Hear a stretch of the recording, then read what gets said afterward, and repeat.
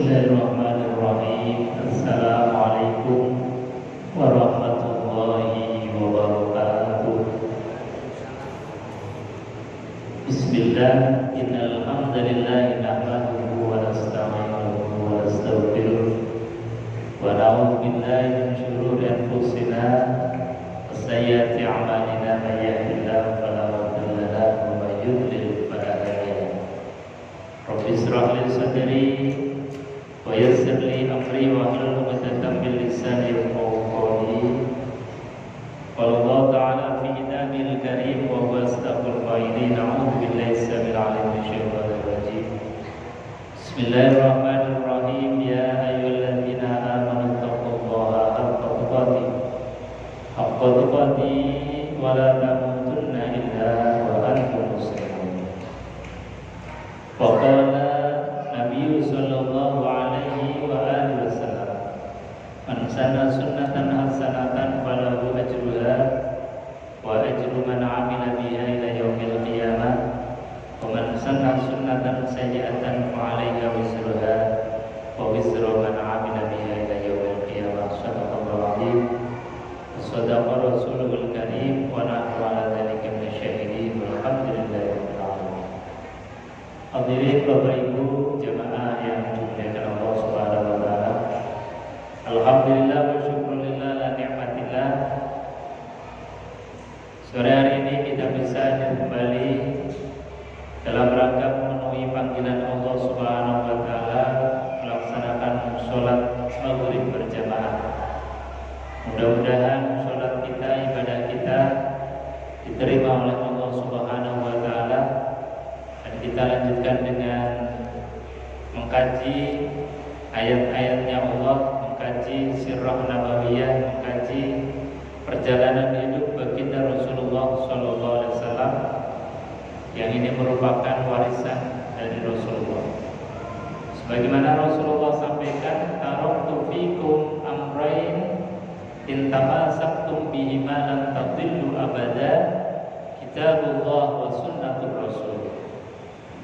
Kata Rasulullah, aku tinggalkan warisan dua perkara yang kalau kita mengambil warisan dari Rasulullah SAW, lan tadillu abada, tidak akan pernah tersesat sama sekali, kata Rasul. Apa itu warisannya Rasulullah? Kitabullah Al-Quran wa sunnatur rasulih, dan sunnah Rasulullah Sallallahu Alaihi Wasallam. Jadi kalau kita pegang Quran, berpedoman pada Quran, berpedoman pada sunnah Rasulullah, insya Allah tidak akan pernah tersesat selamanya. Nah, Quran itu sudah jelas, sunnah Rasulullah ini juga jelas. Jadi sunnah ada 4 hal. Ada sunnah yang sifatnya qauliyah, diucapkan oleh Nabi. Makanya biasanya dalam hadis qala Rasulullah, itu namanya sunnah qauliyah, yang pernah terucap, diucapkan, diperintahkan oleh Nabi atau dilarang oleh Nabi Sallallahu Alaihi Wasallam. Ini namanya sunnah yang sifatnya ucapan. Ada sunnah yang sifatnya fi'liyah, perbuatan Nabi. Nabi tidak mengucapkan, Nabi tidak memerintahkan, tapi beliau melakukan. Maka sesuatu yang dilakukan oleh Rasulullah SAW, ketika kita ini kemudian meniru, kemudian kita mencontoh, maka itu bagian dari ihya sunnah, menghidupkan sunnah. Ada sunnah yang ketiga, namanya sunnah takririyah, sunnah penetapan Nabi. Nabi kadang-kadang ada sahabat yang melakukan sesuatu, atau ada sahabat yang makan sesuatu, Nabi mendel, diam saja, yang enggak memerintahkan, yang enggak melarang. Itu artinya apa? Nabi SAW menetapkan sesuatu perbuatan yang dilakukan oleh sahabat itu, artinya disahkan, dibolehkan oleh Rasulullah SAW. Ada lagi contoh atau sunnah yang keempat, namanya sunnah hammiyah. Sunnah yang menjadi cita-cita Nabi. Nabi belum pernah melakukan, tapi pernah mencita-citakan, menginginkan sesuatu. Saya kalau nanti ketemu dengan bulan Muharram tahun depan, maka saya akan berpuasa. Ini Rasulullah SAW pernah kemudian mencita-citakan di bulan Muharram ada yang disebut sebagai puasa Asyura. Puasa Asyura itu puasa tanggal 10 bulan Syura atau bulan Muharram. Ketika Nabi SAW melihat orang-orang Yahudi Nasrani itu berpuasa, Nabi tanya, "Kenapa engkau berpuasa?" Maka mereka menjawab bahwa saya puasa ini karena mensyukuri apa yang pernah Allah berikan kepada Nabi Musa. Nabi Musa diselamatkan oleh Allah Subhanahu wa taala dari penjajahan Fir'aun, dari pengejaran Fir'aun. Apa kata Rasulullah? Oh, kalau begitu, maka saya lebih layak untuk berpuasa. Kemudian Nabi SAW itu bercita-cita supaya puasanya tidak menyerupai dengan orang-orang Yahudi di tanggal 10 Muharram. Maka Nabi SAW kemudian bercita-cita, saya tahun depan kalau bertemu dengan Muharram, maka saya akan berpuasa di tanggal 9 dan di tanggal 10. Nah, ini namanya hammiyah, cita-cita Rasulullah SAW. Nah, ini yang menjadi cita-cita Nabi. Kalau kemudian kita ikuti, ini juga masuk dalam kategori ihya'us sunnah, menghidupkan sunnah. Bapak Ibu hadirin jemaah yang dimuliakan Allah, maka ketika kita berpegang teguh kepada Quran dan sunnah, maka jaminan Rasulullah lan tadillu abada, tidak akan pernah tersesat untuk selama-lamanya, insya Allah. Kita lanjutkan kajian kitab Al-Barzanji. Di bagian bab yang awal itu sudah dijelaskan oleh musannif pengarang kitab ini, menanamkan akidah yang luar biasa. Karena apapun ilmu, yang paling utama adalah menanamkan tauhid, menanamkan akidah. Bahkan Rasulullah SAW di Mekah selama 13 tahun itu hanya menanamkan tentang akidah saja. Quran yang diturunkan setelah Rasulullah SAW hijrah ke Madinah, yang isinya hukum, itu hanya 10 tahun. Tapi Nabi SAW selama 13 tahun itu di Mekah hanya mengajarkan tauhid, menanamkan tauhid, akidah, supaya apa? Supaya sahabat itu dalam memegang akidah la ilaha illallah Muhammadur Rasulullah, memegang Islam itu betul-betul kuat. Makanya termasuk Al-Barzanji ini sebelum menjelaskan tentang Rasulullah SAW lebih detail, ini nanamkan akidah dulu.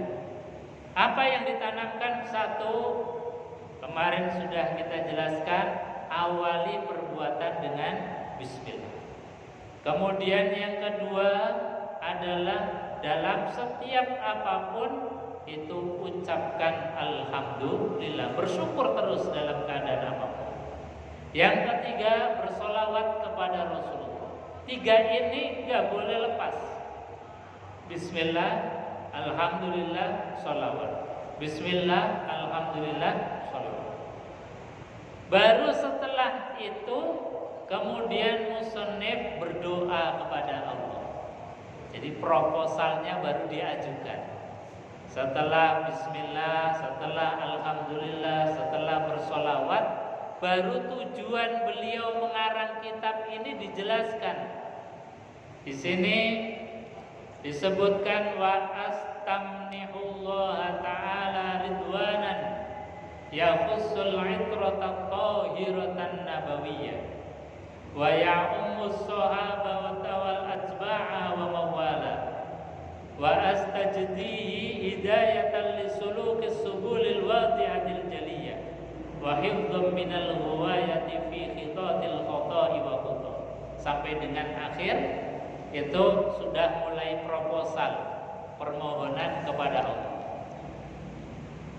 Permintaan permohonan kepada Allah yang pertama adalah wa astamnihullah. Ya Allah, kami memohon keridhaan Engkau ya Allah. Jadi ini yang pertama, beliau ngarang kitab menjelaskan tentang sisi-sisi keindahannya Rasulullah, nasabnya Rasulullah, ajarannya Rasulullah, itu dalam rangka apa? Dalam rangka memohon keridhaan Allah Subhanahu wa ta'ala. Jadi ridhonya Allah ini yang pertama. Ini yang menjadi dasar niat tadi. Niat ngarang kitab, niat untuk ngajar, niat untuk belajar, tidak untuk apa-apa kecuali supaya kita ini minta kepada Allah ridhonya. Raditu billahi robba. Ya Allah, aku rela Engkau sebagai Tuhan. Kalau kita sudah rela terhadap Allah Subhanahu wa ta'ala menjadi Tuhan kita, maka rasanya kemudian apapun yang diperintahkan Allah itu rasanya ringan. Meskipun ketika Allah Subhanahu wa ta'ala menguji kita dengan perintah-perintah yang mungkin menurut kita itu berat, tapi sebetulnya tidak ada perintah yang berat.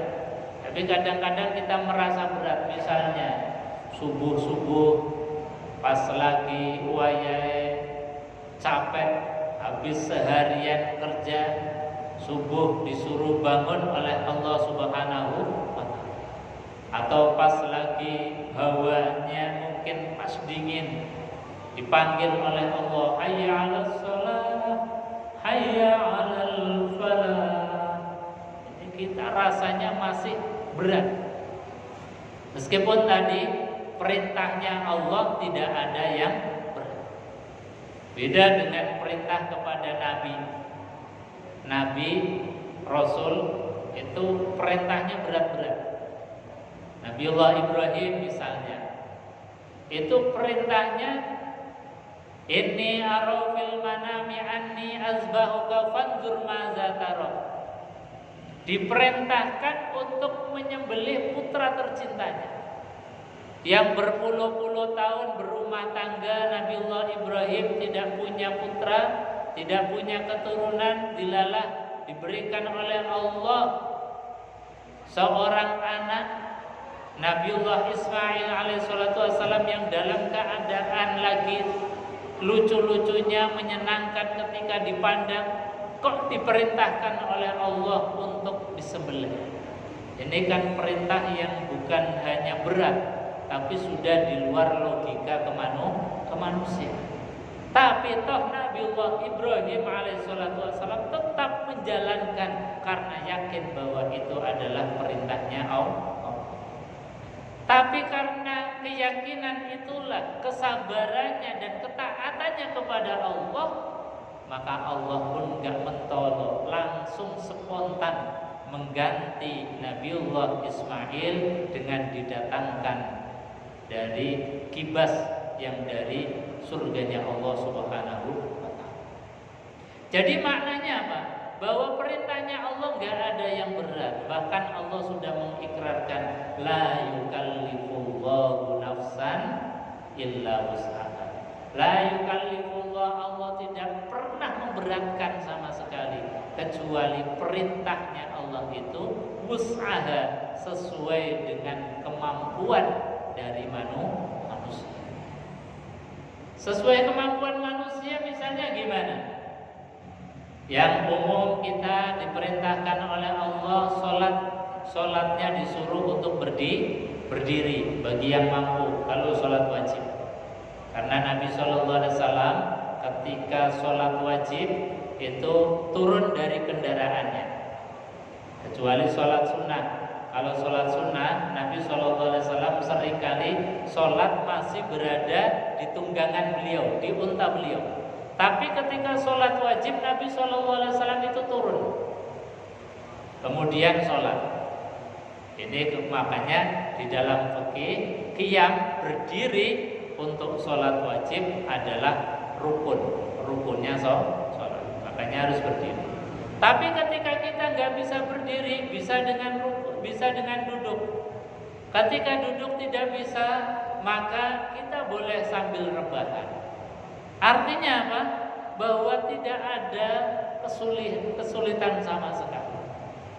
Bahkan di dalam kitab fikih itu ada yang disebut sebagai qasrus sholat, mengqasar sholat. Mengqasar sholat sering dipahami itu sholat yang 4 rakaat. Sholat yang 4 rakaat apa aja Pak? Zuhur, asar, isya. Dikosor, dipotong menjadi 2 rakaat. Ini makna qasrus sholat yang sering kita paham. Tetapi ternyata di kitab-kitab fikih makna qasrus sholat itu lebih luas dari itu. Apa itu? Yaitu bisa memotong yang asalnya syarat itu kemudian dalam hal-hal tertentu, karena itu kita dalam keadaan susah bisa dipotong. Misal syaratnya sholat orang harus bersuci dari hadas besar maupun hadas kecil, artinya harus berwudu. Sholat syaratnya harus satrul aurat, menutup aurat. Sholat juga syaratnya harus bersih dari najis, baik badan, pakaian maupun tempatnya. Sholat juga harus mustaqbilal kiblat, menghadap ke arah kiblat. Ini syarat sholat. Tapi dalam keadaan-keadaan tertentu, misalnya sakit yang sudah berbaring di tempat pembaringan, tidak bisa apa-apa, dilalah mungkin kita punya anak juga sibuk semua, pas waktunya sholat gak ada yang nolongi untuk ambil wudhu, tidak ada yang memapah untuk bebersih, sehingga apa? Pakaiannya mungkin masih ada najis, tempat tidurnya juga mungkin masih ada najis, kita berbaring juga mungkin tidak bisa menghadap ke arah kiblat. Dalam keadaan seperti itu, dalam keadaan kesusahan, itu hukum memberikan rukhsah, keringanan. Nah, inilah yang namanya qasrus sholat, memotong yang asalnya itu syaratnya sholat, dipotong syaratnya kemudian dihilangkan atau tidak dipakai lagi. Sehingga apa? Ya kita sholat dalam keadaan apa adanya. Kalau kita misalnya nggak wudu, bisa sebisa mungkin kita ganti dengan tayamum. Kalaupun tidak bisa dengan tayamum karena sudah tidak bisa menggerakkan tangan kita, ya sudah sholat dengan apa adanya. Bahkan mungkin pakaian kita masih ada najisnya, masih kotor, badan juga masih kotor, kita tidak menghadap ke arah kiblat, sholat dalam keadaan apa ada. Nah, ini yang sering tidak dipahami oleh kita. Bahkan kadang-kadang kalau kita misalnya besuk siapapun atau orang tua, kak, saudara, kak, tetangga, Ketika ditanya, Pak, sudah sholat atau belum? Belum, ini pakainya kotor, najis, saya nggak bisa ambil wudhu. Malah jadi alasan. Padahal kalau kita tahu ilmunya, bahwa dalam keadaan seperti itu sholat, nggak usah ngurusin tadi yang asalnya syarat. Karena syarat itu dibebankan bagi orang yang normal, bagi orang yang bisa. Kalau tidak bisa, itu terpotong. Dalam fikihnya disebut sebagai qasrus shalah, memotong yang asalnya syaratnya kemudian dihilangkan. Maka jangan pernah kemudian beralasan ketika mungkin suatu saat kita besuk seseorang atau kita sendiri, nun sewu mungkin yang sakit gerak sampai berbaring di tempat tidur, kemudian jadi alasan tidak sholat gara-gara nggak bisa ambil air wudhu. Kita jadi alasan tidak sholat gara-gara mungkin pakaiannya masih kotor, badan kita masih kotor. Jangan menjadi alasan, karena sholat dalam keadaan itu sah secara hukum. Apa dalilnya? Langsung dari Quran. Quran mengatakan inna ma'al usri yusra fa inna ma'al usri yusra. Ketika terbentur kesusahan, mentok kepada kesusahan, kangelan susah, maka langsung oleh Allah dibukakan pintu kemudahan oleh Allah. Makanya tadi yang syarat dalam keadaan normal harus dibebankan kepada orang, harus wudhu, harus suci dari najis, tempat pakaian badannya harus menghadap kiblat, harus menutup aurat. Tapi dalam keadaan tertentu, maka syarat itu bisa dihilangkan. Nah, ini penting ilmu ini. Makanya sholat jangan pernah ditinggalkan dalam keadaan apapun. Dan ulama sepakat, tidak ada yang beda pendapat. Beda pendapat itu hanya kepada apakah sholat dalam keadaan seperti itu yang syaratnya belum tercukupi itu harus diqadha ketika sembuh misalnya, atau ketika ada kesempatan. Nah, ini baru ulama berbeda pendapat. Misalnya Imam Syafi'i berpendapat kalau kita dalam keadaan sakit, kemudian kita nggak bisa memenuhi segala syarat yang ditetapkan tadi, maka kita sholat dalam keadaan apa adanya, namanya sholat li hurmatil wakti. Pokoknya sholat karena waktu sholat sudah masuk, kita sholat aja. Menurut Imam Syafi'i, nanti kalau kita sudah sehat, sholat yang tadi diqadha. Ini diqadha. Tetapi pertanyaannya, iya, kalau yang ditinggalkan atau sholat tadi atau sakitnya itu hanya sehari 2 hari. Kalau sakitnya berbulan-bulan, ini kan jadi repot, jadi susah. Makanya alhamdulillah ada ulama lain yang membolehkan, karena tadi itu dalam keadaan rukhsah, ya sudah, itu adalah hadiah dari Allah, tidak usah diqadha. Nah, pilihannya kepada kita. Kira-kira kalau mampu qadha ya monggo diqadha, diulangi lagi. Tapi ngulangi sekian banyak, Bu, sholat itu ya kadang aras-arasan. Ya kita bisa ngambil pendapat yang tadi. Dalam keadaan kangelan, susah, ya sudah kita ambil rukhsahnya. Dan rukhsah itu adalah hadiah dari Allah Subhanahu wa ta'ala. Memang nyatanya ya sakit, gak bisa apa-apa, mau ambil air wudhu saja susah, mau bergerak saja susah, ya sudah, itu adalah bagian dari rukhsah yang Allah berikan kepada kita.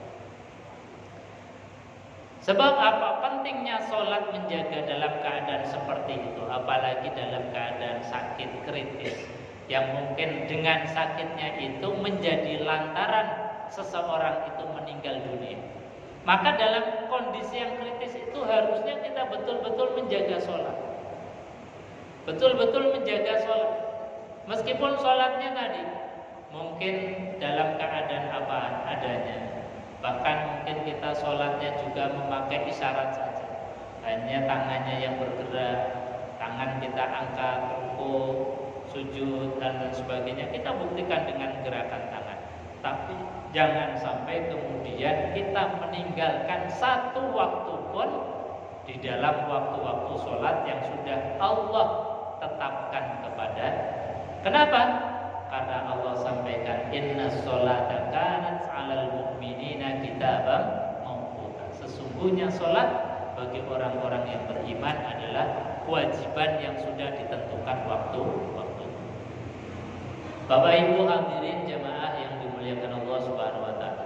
Jadi pengarang kitab ini mohon kepada Allah supaya ilmunya barokah, ilmunya bermanfaat. Dan nyatanya meskipun kitab ini ratusan tahun dikarang oleh beliau, masih kita baca, masih kita pelajari, masih kita kemudian mengambil hikmah-hikmah dari apa yang beliau karang, yang beliau tularkan kepada kita. Ini berkah. Jadi sekali lagi seorang itu akan tadi berkah ilmunya manakala niatan dari awal itu ditoto. Seperti kita ngaji itu ya kita datang, tapi kalau niatnya itu enggak kita toto, berkahnya ini beda-beda. Tapi kalau kita ngaji niatnya hanya mencari ridho Allah titik, tidak ada yang lain, maka berkahnya ini dari Allah luar biasa.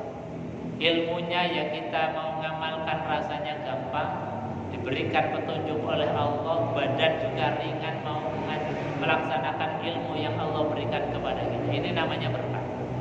Jadi sekali lagi awal harus diniati dengan niatan yang baik, sebagaimana Rasulullah SAW sampaikan, innamal a'malu binniyat. Amal itu yang paling pokok itu niat. Salah niat, salah kedatin. Salah niat jadi berkahnya hilang. Maka niat ini menjadi pondasi. Bahkan Nabi SAW dengan bahasa yang ekstrim, an-niat nisful amal. Niat itu separuhnya amal, coba. Jadi kalau kita melakukan sesuatu salah niat, itu berarti separuh sudah hilang. Tapi kalau kemudian kita niat baik, meskipun belum beramal, nggak jadi beramal, sudah dapat separuh. Ini luar biasa. Maka niat yang tadi menjadi spirit melakukan segala sesuatu, ini dicontohkan oleh Al-Barzanji. Beliau mengatakan wa astamnihullaha ta'ala ridwana yahusul itratat tahiratan nabawiyyah. Ya Allah, aku bermohon keridhaan Engkau yahusul itratat tahiratan nabawiyyah, terkhusus untuk keluarga suci, yaitu keluarganya baginda Rasulullah Sallallahu Alaihi Wasallam. Kemudian apa?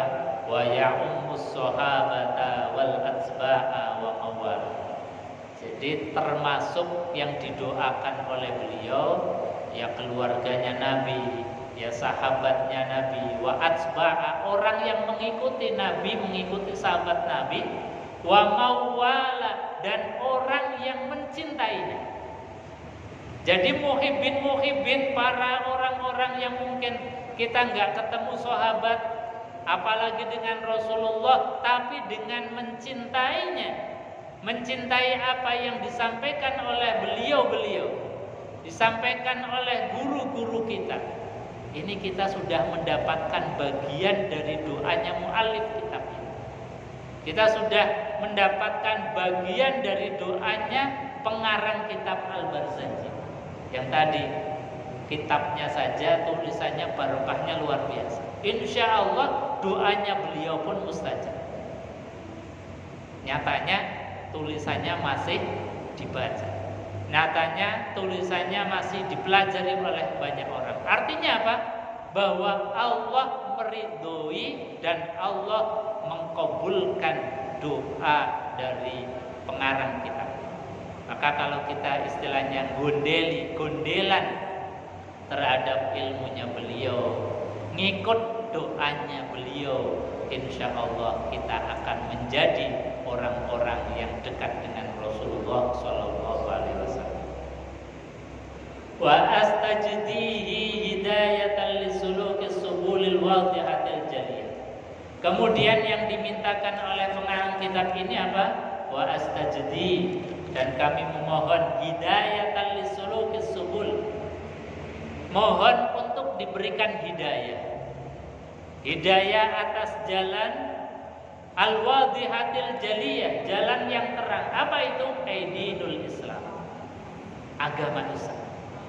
Kita berdoa dan didoakan oleh pengarang kitab ini supaya kita istiqomah di dalam berislam, supaya kita dapat hidayah terus dari Allah Subhanahu wa taala. Makanya kita juga berdoa terus menerus dalam Al-Qur'an, ihdinas siratal mustaqim. Ya Allah, tunjukilah kami jalan yang lurus. Ini sama dengan yang dimohonkan oleh pengarang kitab. Wa hifdzan minal ghuwayati fi khitatil khata'i wa khata'. Dan juga mohon perlindungan minal ghuwayah, dari kesalahan-kesalahan. Karena yang namanya manusia, kadang di dalam menulis kitab ada terbersit sesuatu yang salah. Mungkin pikiran beliau sendiri, atau mungkin ada sifat riya yang itu pasti menjadi kesalahan seorang manusia, atau ada selipan-selipan dari niatan-niatan yang lain. Ini juga dibersihkan. Selain tadi minta, juga minta dibersihkan oleh Allah dari segala kesalahan fi khitatil khata'i wa khata', dari kesalahan menulis, kesalahan mengajar. Sebab yang namanya orang, kadang orang ngajar pun, guru di dalam mengajar, ustadz di dalam mengajar, tidak luput daripada salah dan dosa. Kadang terselip tadi ucapan yang mungkin bukan ucapan guru-guru kita, mungkin bukan ucapannya Rasulullah, tapi menjadi asumsinya diri sendiri kemudian disampaikan. Yang itu sebetulnya bisa membahayakan. Tetapi dalam rangka untuk lebih jelasnya apa yang disampaikan oleh Rasulullah, ini menjadi kesalahan yang dimakfu atau diampuni untuk menjelaskan. Jadi hal-hal yang semacam ini yang sifatnya basyariah tetap. Makanya Rasulullah SAW pun mengajarkan kepada kita, di setiap kita bermajlis itu, ya apakah majelis ilmu, majelis musyawarah, majelis apapun, kita kumpul dengan orang, tutup dengan satu doa, namanya doa kafaratul majelis. Apa isinya? Subhanakallahumma wa bihamdika asyhadu an la ilaha illa anta astaghfiruka wa atubu. Jadi tetap istighfar di akhir majelis. Karena apa? Tidak ada jaminan, meskipun kita majelisnya majelis ilmu, yang ilmu itu pasti baik, tapi kadang-kadang tadi terselip ada kalimat-kalimat yang mungkin tidak enak didengar, ada ketersinggungan dan lain sebagainya, atau tadi ada ucapan-ucapan yang sifatnya hadzun nafsi, kepentingan dari pribadi gurunya, pribadi dari orang yang menyampaikan. Itu harus dibersihkan. Karena apa? Sudah berikrar dari awal bahwa yang kita niatkan, yang kita mohonkan hanya keridhaan Allah Subhanahu wa ta'ala, bukan keridhaan manusia, bukan keridhaan makhluk. Makanya ketika ada terselip sedikit-sedikit, di akhir majelis itu ditutup dengan istighfar kepada Allah Subhanahu wa ta'ala. Ini contoh dari Al-Barzanji, mencontohkan bahwa beliau dengan rendah hati mengatakan wa hifdzan minal ghawayah fi khitatil khata'i wa. Karena bagaimanapun juga, hebatnya apapun ketika nulis pasti ada selipan-selipan yang salah. Wa ansyuru min qissatil maulidin nabawi burudan hasanan abqariyah. Yang beliau di dalam mengarang kitab ini adalah menceritakan qissatul maulidin nabi, kisah cerita tentang maulidur Rasulullah, yang dikarang dengan gaya bahasa yang indah, yang gaya bahasa itu disifati buru dan hisanan abqariyah. Jadi untaian-untaian kalimat yang kalimat itu ketika dibaca yang membacanya rasanya enak. Ketika itu diucapkan maka yang mendengar itu jadinya enak. Bahkan apalagi kalau dilakukan. Makanya ketika kita membaca Al-Barzanji, apalagi dilakukan, misalnya ada syairna sabun tak sibul ulami ulahu. Banyak syair-syair yang kalau kita kemudian lafadzkan, kita lagukan, ini rasanya enak di dunia, penyejuk hati. Jiwa yang asalnya kemudian galau kalau kita mendengarkan sholawat rasanya kok adem. Sambil nyetir kita mendengarkan sholawat rasanya adem. Kita hatinya mungkin lagi banyak masalah. Ketika kita itu mengucapkan atau mendengar dari apa yang dikarang oleh para ulama, hati langsung adem. Karena memang sholawat itu punya sifat dingin, punya sifat adem, menenteramkan jiwa. Nah, ini beliau mengatakan bahwa beliau memang mengarang kitab Al-Barzanji itu dengan untaian-untaian kalimat-kalimat yang indah. Agar apa? Agar kita yang membacanya tidak bosan, agar yang mendengarnya juga tidak bosan. Makanya beratus-ratus tahun kitab ini ya dibaca oleh ribuan juta orang tidak bosan. Coba kalau kita misalnya ada lagu, mana ada lagu yang ratusan tahun kemudian masih diputar-putar ulang terus, nggak ada. Tapi kitab Al-Barzanji ratusan tahun sudah berlalu, masih dibaca, masih dipelajari, masih didendangkan, disyairkan terus-menerus. Naziman minan nasabi syarifi iqdan tuhallal masami'u bihula. Naziman minan nasab, jadi bentuknya untaian nazam-nazam. Minan nasabi syarif, dari nasab mulianya Rasulullah sallallahu alaihi wasallam. Nanti di bab 2 ada untaian tentang nasabnya Rasulullah yang begitu luar biasa. Kemudian di akhir dari bait ini, wa asta'inu bihaulillahi ta'ala wa quwwatihil qawi. Wa asta'inu, dan kami memohon kepada Allah SWT. Sekali lagi, dengan kerendahan hati beliau memohonnya hanya kepada Allah. Jadi ini menegaskan bahwa tidak ada yang patut kita mintai, kita mohon kecuali Allah.